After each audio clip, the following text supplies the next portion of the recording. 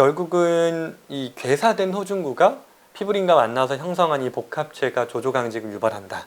코르티솔 레벨이 원래는 새벽 동안은 가라앉았다가 아침에 활동을 시작하면서 확 폭발적으로 올라오는 게 있어야 되는데 보통 류마티스 환자분들이 이게 잘 안 되거든요. 그러니까 아침에 몸이 제대로 각성이 안 되는 거죠. 3단계에서 이 호중구의 기능을 가장 최적화시켜서 조조강직이 최소한으로 생기면서 회복으로 넘어갈 수 있도록 환경을 만들어줘야지 이 조조강직이 회복될 수 있다.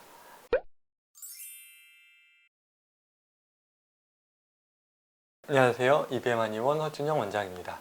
오늘은 환자분들께서 많이 질문하시는 내용들 중에 하나인 조조강직, 아침에 나타나는 이 관절의 뻣뻣한 증상에 대해서 류마티스 관절염에서 많이 질문해 주시는 내용이라 한번 이야기를 해보려고 합니다. 일단 조조강직, 우리가 이제 모닝 스티프네스라고 하는 건데 아침에 특히 일어났을 때 관절이 뻣뻣하고 굳어서 움직이는 게 좀 어려운 상태를 의미하는데요. 보통은 심한 경우에는 아예 손이 움직이지 않아서 일상생활을 시작할 때 아예 굳은 것처럼 느껴지는 분들도 계시고, 조조강직의 전형적인 특성이 활동을 하면서 점점 이제 풀려간다라는 건데요. 류마티스 관절염에 있어서 과거에는 상당히 중요한 기준이었는데 최근 들어서는 그 중요성이 조금씩 퇴색되고 있는, 하지만 여전히 중요한 증상 중에 하나라 이거에 대한 이야기를 한번 해보려고 합니다. 일단 이 이야기를 하는 거는 여기서 EBM에서 류마티스 관절염을 치료하다 보면 특히 치료 후반부에 있어서 이 조조강직에 대한 이해가 상당히 중요해지거든요. 치료가 어느 정도 잘 되어가고 있는 시점에서 조조강직이 나타나는 빈도나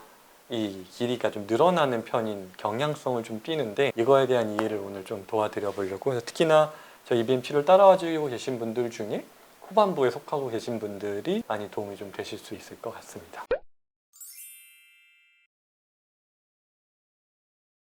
아침에 일어나는 이 조조강직이 과거에는 여러 연구들을 통해서 류마티스 관절염의 질병 초기 상태를 예측하는 용도로 많이 활용을 했었어요. 그래서 또 전임상적인 어떤 관절염증과 연결되는 강도가 높다라고 해서 이 연구를 하나 살펴보면, 이게 2021년에 진행된 연구들인데 아침에 조조강직이 있는 분들이 없는 분들에 비해 전반적으로 일단 염증 수치 CRP가 좀 높고, 임상적이지 않은 불연성이죠. 불연성 활막염, 그리고 또는 불연성 이 인대 활막염증을 가지고 있는 분들이 훨씬 더, 조조강직이 있는 분들이 그런 가능성이 훨씬 더 높았다라는 내용이고요. 또 이제 세부적으로 보면은 어떤 불연성 염증 소견들이 이 조조강직의 시간이 30분 이상, 60분 이상, 120분 이상 이렇게 나눠봤을 때 시간이 늘수록 보통은 이런 염증 소견들이 좀 올라가는 패턴들을 띠고요. 물론 염증 수치나 요 활막염 소견들은 오히려 120분이 넘어가는 소견에서 약간 줄어드는 패턴을 띠기는 하는데, 전반적으로 조조강직의 시간이 길수록 염증 소견이 좀 더 높다라는 걸 볼 수 있는 연구들인 거죠. 과거에는 이 류마티스 관절염의 진단 기준이 크게 한번 바뀌었던 게, 이제 처음 시작이 보통 1987년 ACR 미국 류마티스 학회에서 처음에 얘기를 했던 기준이 한 번 있고, 2010년 들어서 유럽 류마티스 학회랑 미국 류마티스 학회가 이제 공동으로 발행한 그 가이드라인이 있는데, 그 변화에서 조조강직이 이제 많이 변화가 좀 생겼어요. 처음에 이제 1987년도에 발행됐던 기준에서는 조조강직이 중요 기준 중에 하나로 소개가 되고 있거든요. 1987년 미국 류마티스 학회에서 발행된 이 기준을 보면, 이 기준 중에 하나의 첫 번째로 모닝 스티프네스, 그러니까 조조강직, 특히나 최소 1시간 정도의 조조강직을 첫 번째 기준으로 제시할 만큼 중요했던 거죠. 이때 당시에는 중요한 기준으로 포함됐던 게 2010년 들어서 들어온 기준상에서는 이 기준이 사라졌어요. 그러니까 조조강직이 과거에는 류마티스 관절염 진단 기준 중에 하나였던 게 2010년 들어서 사라져 버렸으니까 그럼 뭔가 그 중요성이 퇴색된 게 아닌가, 중요하지 않은 게 아닌가 라고 생각하실 수가 있는데, 사실 조금 의미가 다르거든요. 일단은 1987년 당시까지만 해도 류마티스 관절염에 대한 이제 치료 목표가 빠르게 이거를 찾는다라는 표현보단 이미 류마티스로 확실히 진단이 된 분들을 찾아내는 거에 좀 더 목표가 있었어요. 확립된 류마티스 관절염을 다른 류마티스 질환과 구별하는 데 중점을 둔 기준이었다.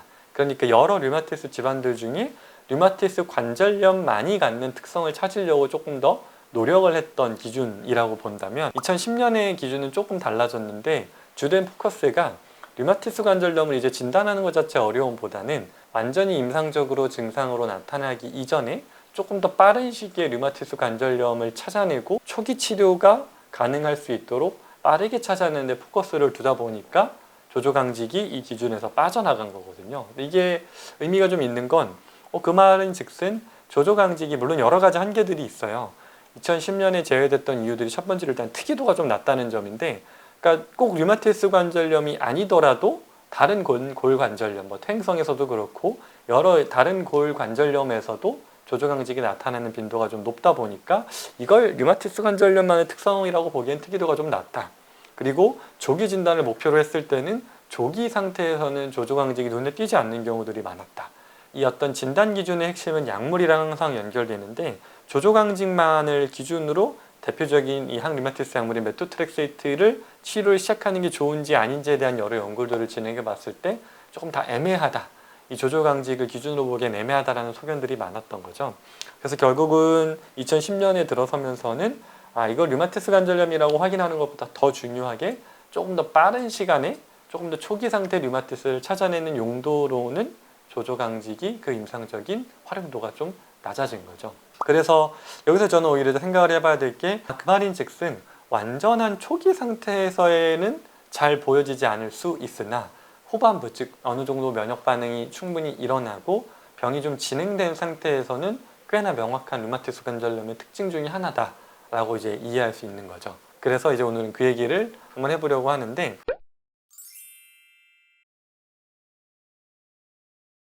류마티스 관절염에서 그럼 조조강직이라는 게 왜 일어나는지에 대한 이야기를 한번 좀 해볼 건데요. 이거 관련해서 재밌는 연구들이 좀 있어요. 조조강직을 이해하려면 우리 생체 리듬, 바이오 리듬, 설카디안 리듬이라고 하는 걸 좀 이해를 해볼 필요가 있는데, 일단 이 코르티솔이라고 하는 우리가 흔히 말하는 스테로이드 호르몬이죠. 이게 약물로도 들어오지만 우리 몸 안에서도 천연 코르티솔, 스테로이드 호르몬이 만들어지는데, 이 스테로이드 호르몬이 우리 몸 안에서 분비되는 이 설카디안 리듬, 생체 리듬이 있거든요. 그래프에 따르면 보통 우리가 아침에 활동을 시작할 때 서지라고 해서 피크로 탁 튀어 올라서 염증을 좀 가라앉히고 활동을 할 수 있는 힘을 만들어주는 게 일반적으로 지금 보시는 것처럼 6시에서 9시 사이, 여기는 한 피크가 8시 정도라고 체크가 되어 있는데, 오전 시간대에 코르티솔 분비가 쫙 올라왔다가 낮 시간이 되면서 점점 떨어지고 저녁이 되면 가장 바닥이 돼서 새벽 1시에서 2시 정도가 가장 바닥. 이거는 연구마다 조금씩 차이가 있는데 보통은 한 2시에서 4시 정도를 가장 바닥이라고 보고, 그때부터 해서 다시 오전 시간, 새벽 시간, 아침에 되면서 점점 코르티솔 레벨이 올라가는 게 우리 몸의 일반적인 리듬인 거죠. 그러다 보니까 밤 사이에는 코르티솔 수치가 낮아지는 시기가 되는 거죠. 특히나 우리가 가장 깊은 잠을 자야 되는 시간인 10시에서 2시의 시간대가 코르티솔 수치가 가장 떨어져 있는, 이제 이걸 가지고 연구를 했던 것들 중에 시간에 따라서 가장 피크 코르티솔 레벨이 나오는 시기 때 오히려 그때부터 해서 조인트 스티프네스가 떨어진다라는 게 이제 의미가 있는 거거든요. 여기서 관절 통증과 관절의 조조강직, 그리고 특히 인터루킨 6라고 하는 게 아침 시간부터 떨어지는데 이 흐름을 좀 설명을 드려보려고 하는 건데요. 인터루킨 6라고 하는 거는 우리 몸 안에서 얘는 이제 염증성 사이토카인이라고 하는 염증을 유발하는 중간 물질이라고 보시면 돼요. 그러니까 염증을 유발하는 물질들이 코르티솔 레벨이 올라가는 거에 맞춰서 떨어지는 게 일반적인 흐름인 거죠. 그래서 아침에 코르티솔이 팍 치솟을 때 염증 반응을 확 가라앉히는 현상 때문에 점점 아침에 일어나서부터는 조조강직이 줄어드는 패턴을 띠는 건데, 새벽에서 한 2시 정도에서 4시까지가 코르티솔 분비가 가장 낮을 때 염증성 사이토카인 중에 하나인 인터루킨 6가 가장 최고조로 분비가 된다. 그러다가 새벽 시간이 지나고 아침이 되면서 코르티솔 수치가 올라오면서 인터루킨 수치가 떨어질 때 관절 통증이 올라온다는 거에 대한, 그리고 조조강직이 발생하는 거에 대한 의미를 한번 이야기를 해보려고 하는 건데요. 이런 생체 리듬에 대한 이해를 바탕으로 시도했던 연구 중에 하나가 스테로이드 호르몬제를 밤 시간대에, 낮은 시간대에 고농도로 유지해 봤을 때 어떤 현상이 일어날까에 대한 연구가 한 바 있었어요. 밤에 자기 전에 코르티코스테로이드, 그러니까 스테로이드제를 호르몬을 먹는데, 이 약의 이제 포장을 바꿔서 복용하고 나서 한 2시간 정도 후에 분비가 되기 시작하도록 만들어낸 약을 넣어본 거예요. 이 연구가 그거네요. 잠을 자기 전에 먹고 나서 한 2시간 정도 후에 스테로이드 호르몬이 분비가 되도록 만들어 놓은 약을 먹었을 때 다음날 아침에 일어났을 때 조조강직 정도가 확실히 개선되더라에 대한 연구거든요. 이걸 찾아보면 환자분들이 그러면은 밤 시간대 스테로이드제를 먹으면 아침 강직이 더 덜어지니까 그렇게 먹어야겠다 라고 생각하는 게 어떻게 보면 이 논문의 결과를 좀 자연스럽게 해석한 것처럼 보여지는데, 저는 조금 다르게 생각하는 건데요. 밤 시간대 원래 일주일 리듬상 코르티솔 수치가 가장 떨어져야 되는 시기 때 그게 떨어지지 않게 했더니 조조강직이 사라진다. 그러면 이 조조강직이 정말 나쁜 증상일까? 에 대한 의문인 거죠. 그래서 우리가 다시 한번 이 염증이라는 거에 대한 인식을 한번 좀 바꿔보셨으면 해서 하는 이야기인데요. 코르티솔이라고 하는 건 우리 몸의 천연 스테로이드제라고 해서, 즉 염증을 억제해주는 효과가 있는 게 맞아요. 대표적으로 아침에 일어나서 코르티콜의 surge, 이 파도가 친다는 의미는 활동을 하는 과정에서는 염증이 방해가 되기 때문에 염증을 억제하는 효과의 호르몬들이 몸 안에서 자연스럽게 아침 시간대에 나오는 거죠. 근데 그렇다면 밤 시간대에 그러면 왜 코르티솔 수치가 낮게 유지가 될까에 대한 의문이 이제 저는 드는 거죠. 우리 몸이 밤 시간대에 뭘 하려고 이 코르티솔 농도를 낮게 유지하는 걸까? 그래서 결론은 단순하거든요. 재생이거든요.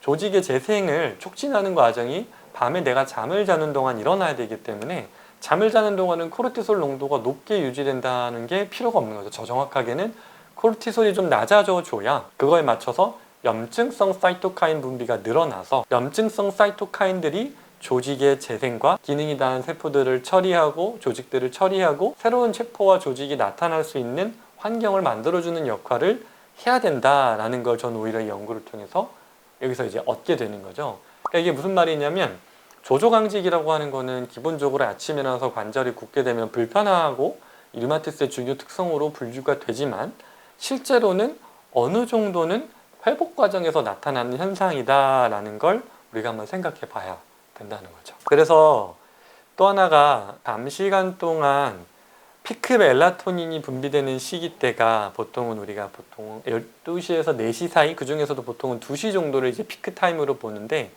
이 멜라토닌은 또 오히려 염증 촉진 효과를 어느 정도 나타내요. 그 말 똑같이 이 야간에 멜라토닌이 막 분비가 될 때 염증성 사이토카인의 생산을 촉진시킨다는 의미조차도 잠을 깊게 자는 순간이 염증을 많이 필요로 하는 순간이다. 즉 염증은 우리가 예전에부터 제가 계속 강조드리는 염증 그 자체는 기본적으로 치유 과정에서 나타난다라는 이것과 맥락이 통하는 거거든요. 그래서 아침에 조조강직이 심하다라는 의미는 밤 시간 동안 내 관절을 재생시키는 과정에서 열심히 에너지를 썼고 그 결과 아침에 강직이 일어나는구나 라고 어느 정도 이해할 수 있다는 거죠.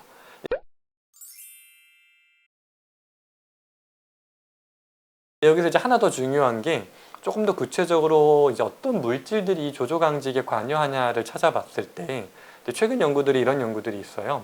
이건 이전 2021년에 나온 연구인데, 류마티스 관절염의 아침 조조강직이 특히나 활막에서 피브린이라고 하는 것과 호중구의 협력작용으로 나타난다라는 거거든요. 그럼 이 호중구와 피브린이 어떤 역할을 하는지를 좀 보는 건데, 이 연구는 조조강직이 있는 활막 조직을 이렇게 조직을 떼봤더니 그 검사상에서 이 피브린이랑 호중구 농도가 많이 높을수록 강직이 심하더라.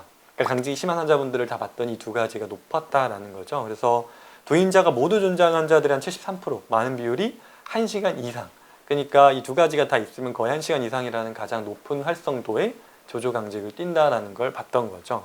그럼 얘네들이 무슨 역할을 할까를 한번 볼 때, 그 류마티스 관절염에 대한 전반적인 강의를 할 때도 얘기 들었던 내용이랑 연결되는데, 이 네트라고 하는 뉴트로필 엑스트라셀룰러 트랙, 그러니까 호중구 세포의 그물이라고 이렇게 덫을 싸서 세포를 태우는 방식에 대한 이야기랑 좀 연결이 되는데요. 근데 일단 이 연구에 대한 얘기를 먼저 좀 한번 해볼게요. 그러니까 이 연구에서는 지금 피브린만 있고 없고, 그리고 뉴트로필만 있고 없고, 두 가지가 다 있고 없고를 비교해 봤을 때 두 가지가 다 있을 때 가장 높은 조조강직 정도가 나타났다라는 거에 대한 연구 결과인 건데요. 그러면은 결국은 호중구가 피브린과 잘 붙었을 때 이 세포 덫이 만들어지는 건데, 네토시스라고 하는 게 활성화됐을 때 조조강직이 심해지더라. 근데 그 중에서도 특이한 점 중에 하나가 정상 호중구가 아니라 괴사된 호중구가 특히나 피브린과 복합체를 형성했을 때 이 복합체를 녹여주는 역할을 하는 게 DNAS라고 하는 건데, 이거에 대한 저항 반응을 몸이 했다라는 거거든요. 그러니까 즉 복합체 중에서도 호중구와 피브린이 복합체를 이루는 것들 중에서도 특히나 괴사된 호중구가 이 복합체를 이뤘을 때 이 피브린의 용해가 억제돼서 즉 조조강직, 관절강직이 더 오랜 시간 지속되게 됐었다라는 거거든요. 그럼 여기서 이제 제가 이제 집중하는 건 그럼 다시 돌아와서 호중구와 피부린이 이 덩어리를 만드는 복합체는 우리 몸에 나쁜 역할을 하는 걸까? 이거에 대한 이야기를 한번 해보려고 하는 거거든요. 그래서 결국은 정상적인 생리적인 과정에서 얘네들이 어떤 역할을 하는가에 대한 이야기를 하기 위해서 다시 한번 류마티스 관절염에서 중요한 역할을 하는 호중구의 기능에 대한 이야기를 한번 해볼 건데요. 기본적으로 호중구는 우리 몸의 아주 효율적인 방어 시스템을 주도하는 애예요. 얘는 근데 중요한 점이 대사적으로 아주 효율성이 뛰어난 편이라 세포기 때문에 당을 통해서 에너지를 만들어내고, 그리고 필요한 경우에는 ROS라고 하는 활성산소를 만들어서 그 활성산소를 적군을 죽이는 무기로 활용을 하는 거거든요. 적당한 수준으로 활성산소가 나오면 그걸 무기로 쓰기 때문에 아주 유용한 거죠. 그리고 자기 할 일을 다 하고 나서는 다른 곳으로 이동을 해서 본인의 기능을 유지하면서, 여기서 이제 바이탈 네토시스라고 하는 게 뒤에 나오는 리틱 네토시스와 반대되는 개념인데, 기능을 제대로 수행한 호중구는 바로 세포 자멸이 되는 게 아니라 세포 중에서 기능단 부분들만 털어내고는 다시 원래 기능을 회복해서 다음 일을 하기 위해 이동을 한다는 거죠. 그리고 또 완전한 정상적인 면역 반응을 다 이루어지고 나서는 이제 아포토시스라고 해서 세포 자멸사 과정으로 들어가서 일을 다 했을 때는 이젠 더 이상 염증 반응이 필요 없기 때문에 스스로 종결하는 시스템을 가지고 있는 건데요. 근데 문제는 류마티스 관절염에서는 이 호중구가 기능을 제대로 못하는 현상들이 생겨나는 거예요. 특히나 류마티스 관절염에 활액에 염증이 많은 그 미세 환경에서는 호중구는 기능적인 과부하를 직면하게 됩니다. 즉 대사적인 스트레스가 너무 많은 건데 처리할 게 너무 많은 환경에 처하다 보니까 얘네들이 생존 신호 체계에 교란이 생겨요. 무슨 말이냐면 나 일 다 했으니까 이제 들어갈게 하는 호중구들을 들어가지 못하게 잡아놓는 애들이 생겨요. 어딜 가? 아직 끝난 게 없는데? 아직 이렇게 할 일이 많은데 너네 어디 가? 이런 단백질들, MCL1이라고 하는 어떤 단백질이 과발현돼서 세포가 비정상적으로 오랜 기간 생존하게 해서 호중구가 들어가지 못하도록 잡아낸다는 거죠. 그래서 얘네들이 지속적으로 이 면역 반응을 활성화할 수밖에 없도록 하고, 또 정상적인 세포 교체 주기를 파괴해서 호중구가 자기 역할을 다 했으면 세포 자멸사를 통해서 본인의 세포 주기로 돌아가야 되는데 그 세포 주기로 돌아가는 걸 방해하는 현상들이 생기는 거죠. 그리고 또 만성적인 염증 환경에서는 저산소 환경이 많이 만들어지는데, 이런 환경에서 대표적으로 호중구도 결국은 해당 과정을 통해서 에너지를 내다 보니까 이 과정에 대사적으로 적응을 하지 못하는 거예요. 에너지가 없으니까 싸워야 되는데 제대로 못 싸우고 활성산소라고 하는 게 비정상적으로 과도하게 증식하게 되는 거죠. 그러다 보니까 과도하게 생긴 적정 수준의 활성산소는 호중구가 적군을 때리는 무기로 활용하지만, 과도하게 만들어진 활성산소는 무기가 아니라 오히려 그 자체가 호중구를 죽여버리는, 그러니까 호중구를 교란시켜서 기능을 못하게 다운시켜버리는 용도로 작용하는 걸 리틱 네토시스라고 부르는 거거든요. 즉 과도하게 생성된 이 ROS가 이 호중구의 세포막을 파괴시키고, 그러다 보니까 호중구가 깨지니까 호중구가 가지고 있는 핵물질이, 그 중에서도 히스톤이라고 하는 게 DNA를 이렇게 묶고 있는 거죠. 가운데 뼈대. 이 히스톤이 세포 외로 방출이 되다 보니까 그게 피브린과 만나서 이 피브린이 덩어리가 된 것들이 이 조조강직을 유발한다라는 거죠. 그리고 또 사실 이 히스톤은 세포에서 깨져서 나온 이 히스톤이 류마티스 관절염의 주요 진단 기준 중에 하나인 항CCP 항체 ACPA의 자가 항원으로 많이 작용하는 걸로 알려져 있어요. 그러니까 이 히스톤이 많이 분비가 된, 세포 외로 노출된 요 호중구의 히스톤이 그 자체가 ACPA를 만들어내는 자가 항원으로 작용할 수 있다는 거죠. 이건 좀 뒤에서 나중에 얘기를 해보고 해서, 결론적으로는 호중구가 정상적인 상태에서는 대사적으로도 아주 유용한 편이고 잘 기능을 하는 편이고, 죽일 애들 죽이고 태울 것들 태우고는 자기 기능은 다 한 순간은 이제 세포 자멸을 통해서 사라지는 시스템을 원래 가지고 있는데, 류마티스 관절염에서는 그게 잘 안 돼서, 즉 할 일이 너무 많고 미세한 염증 환경들에서 해야 될 일이 너무 많다 보니까 호중구가 쉬지 못하고 계속해서 과부하에 걸려서 일을 하다가 최종적으로는 전사하는 거죠. 자연스럽게 사라지는 게 아니라 전사해버린, 즉 괴사가 돼버린 호중구들이 많이 생겨났을 때 이게 피브린과 엉겨서 조조강직을 유발한다는 거죠. 그러니까 이 두 가지 얘기를 이제 앞에 얘기랑 다시 연결해보면, 조조강직이라고 하는 거는 기본적으로는 면역계가 열심히 처리를 한 결과, 청소를 열심히 한 결과로 나타나는 건 맞으나 그 열심히가 너무 과해서 생긴다라는 거거든요. 그러니까 밤사이 동안 조직을 재생하는 환경들이 충분히 제대로 일어났다면 강직감 없이 부드럽게 회복이 돼야 되는데, 회복을 해야 되는 것들은 많은 것에 비해 몸이 그거를 제대로 처리해내지 못하다 보니까 걸린 과부하로 인해서 이 조조강직이 생긴다. 우리가 이제 이 관점을 바탕으로 조조강직을 어떻게 해결할지에 대한 이야기를 해보려고 하는 건데요. 그래서 회복 과정으로 봐야 되는 거 맞으면서도 그게 과도하게 길어진다는 건 회복 과정으로 가고 있다는 신호는 맞지만 회복 과정을 온전히 하고 있냐는 아닌 거죠. 그러니까 이제 호중구가 제대로 세포들을 처리해주고 잡아먹어주고 자기 기능을 다하고 사라졌으면 이렇게 강직감이 안 생겨야 되는데 그러지 못했다는 게 포커스다 보니까 이제 그거에 포커스를 맞춰서 이제 한의학적으로 또 약을 후반부에 이제 쓰게 되는 걸 오늘 이야기를 해보려는 건데요. 지금 다시 정리를 해보면 결국은 이 괴사된 호중구가 피브린과 만나서 형성한 이 복합체가 조조강직을 유발한다. 그렇게 형성된 이 복합체는 피브린의 이 분해의 저항성을 띄어서 잘 분해도 안 돼서 덩어리가 혈관에 많이 쌓이다 보니까 이런 조조강직을 유발한다라는 이 관점. 그리고 또 하나가 아까 일주일 리듬으로 설명드렸던 이 코르티솔 레벨이 원래는 새벽 동안은 가라앉았다가 아침에 활동을 시작하면서 코르티솔의 서지가 탁 일어나야 되는데 이게 팍 폭발적으로 올라오는 게 있어야 되는데 보통 류마티스 환자분들이 이게 잘 안 되거든요. 그러니까 아침에 몸이 제대로 각성이 안 되는 거죠. 염증은 밤 동안 충분히 일어났고 아침에 일어나면서 이제 염증이 아니라 활동으로, 그러니까 염증은 회복이라고 했을 때 밤 시간 동안 충분히 회복을 하고 아침 시간엔 다시 이제 활동으로 넘어가야 되는데 그 전환이 잘 안 된다는 거에 포커스를 두고 이거에 이제 집중을 호중구 관점에서 한번 이제 바라보자는 거죠. 그래서 결국은 이 후반부 치료가 잘 따라와 주시는 분들은 후반부 치료를 할 때 있어서 다시 제가 집중하는 것 중에 하나가 또 이 호중구의 기능인 거거든요.